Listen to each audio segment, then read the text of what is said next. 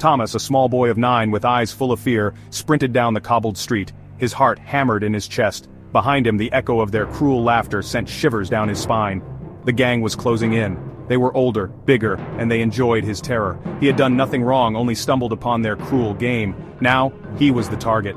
The streetlights were dim, casting long, eerie shadows that danced with every flickering bulb. He risked a glance back. They were closer now, their faces illuminated by the sickly yellow glow. He could almost feel their hot breath on his neck. Panic seized him. He had to escape. His legs burned, his lungs screamed for air, but he pushed harder, fueled by desperation. He spotted an alleyway, a narrow gap between 2 buildings, and darted into its darkness. It was a dead end. Trapped. He turned, his back against the cold, damp wall. The gang emerged from the light, grinning cruelly. They were upon him, their shadows engulfing him. He shielded his face with his arms, bracing for the inevitable. But the blows didn't come. Instead, he heard a thud, a gasp, and then a voice. "Look out!" The ground seemed to vanish beneath his feet.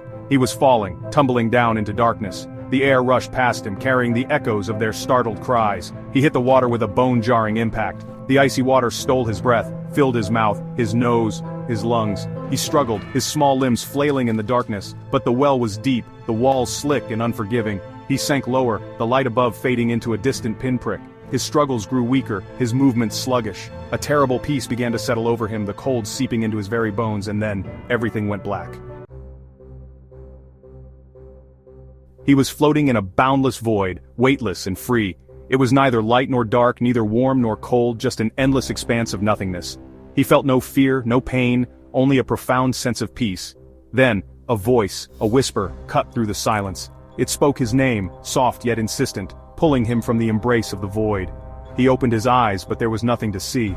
The voice continued, soothing his fear, telling him of injustice, of vengeance, of a power that flowed through the void, a power he could wield. It promised him justice, a chance to right the wrongs done to him.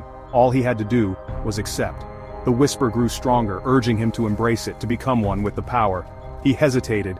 The memory of his fear, the icy embrace of the well, still fresh in his mind.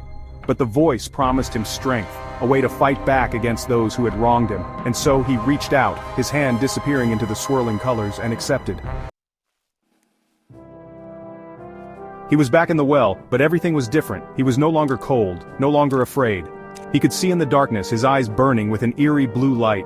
He rose from the water, his clothes dry, his body whole.